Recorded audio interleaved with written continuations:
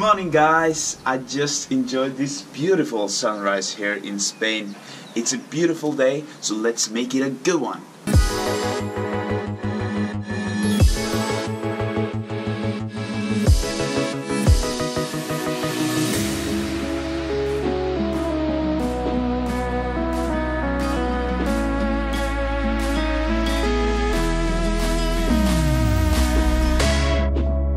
I'm just walking the streets of Cartagena. Just visited the port here with a lot of sailboats, and the Spanish army are having the base here, so there was some big military boats too. Now I'm walking towards what they call the old city.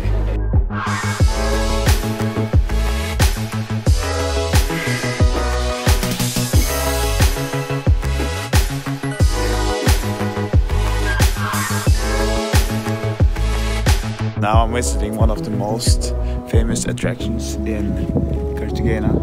It's the Roman Theatre. I'm looking forward to exploring this beautiful and amazing city with a lot of history.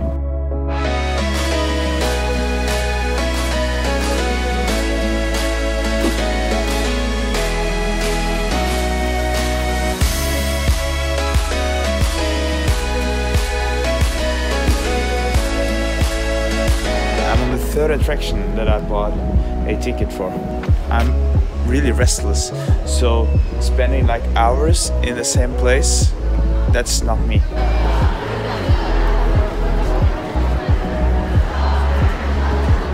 So I just got into some kind of demonstration, I don't know. I was getting back to my car, but it seems hard, so I have to find another way. So today I've been seeing a lot of great things about Cartagena, but this one, I think that's the best. If they have tacos, it's really good. Let's check it out. They have tacos, which means that Cartagena has a special place in my heart now, because I love tacos. I've had an amazing day here in Cartagena. I can't believe this. I'm so lucky. I'm feeling privileged that I can do this. So thank you, whoever's responsible for giving me these opportunities.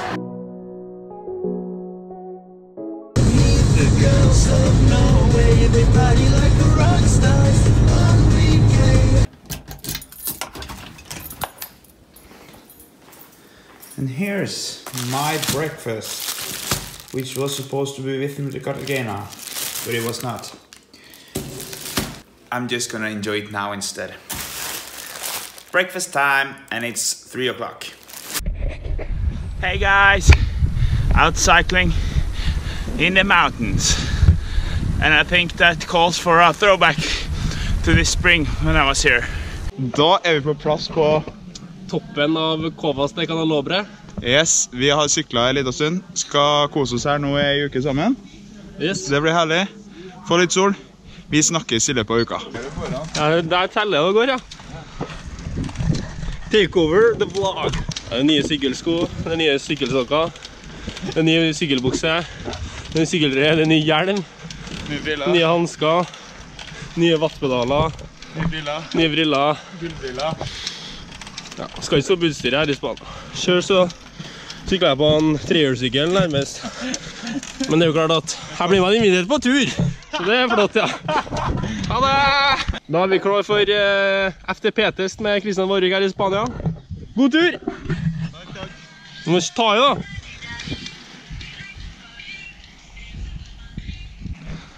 Selv så er vi her ute og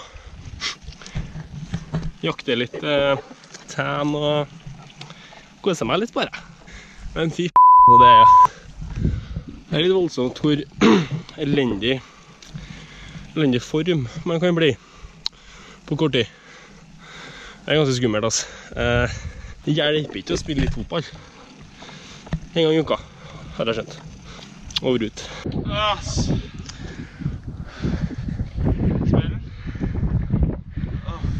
Altså, jeg sier til deg i et kvarter her nå, ikke åpne for rart. Ta det med ro. Jeg la på sånn 600 watt en gang. Og det har ikke kapasitet til. Det hjelper ikke at noen kan treningslære når noen andre har sovet på skolen. Det er det jeg ser. 6 treningslære, men jeg kan det bare i teorien, ikke i praksis. Ja, klippet har vi rediger litt, men det blir bra. Tonight I do it all for love, all for love.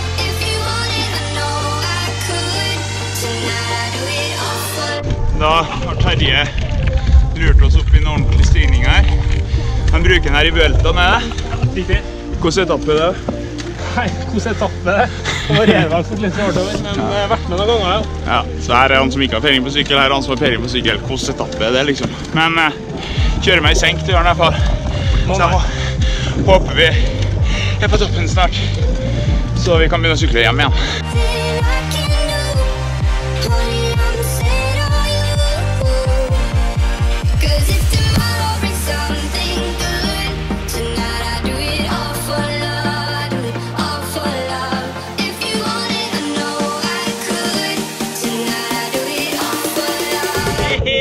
Vi på tur, Virre! På tur! Har kommet I sky. Vi liker ikke det, da. Skyer. Det har ikke bruk for. Ja, da braker det bra oppi her, faktisk. Begynt å tordne litt. Vi på siste dag, jeg har ikke informert om det, av Terje sitt opphold. Han reiser hjem I morgen, dessverre. Fantastisk uke. Fått noen mil, noen timer. Høydemeter, har vi I hvert fall fått.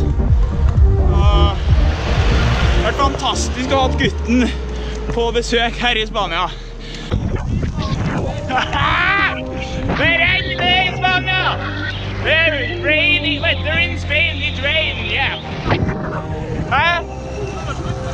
Det slutt på regnet! Det slutt på regnet! Oi, oi! Hey guys, I hope you enjoyed watching the video from the training camp this spring. It's been several hours since I got home from my bike ride. It was a good one, even though it was very windy today. So now I'm considering going down to the restaurants here to get a pizza. I'm really hungry.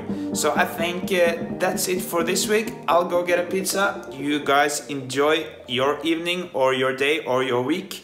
And I will see you again on Tuesday. I almost forgot. Remember to push the subscribe button.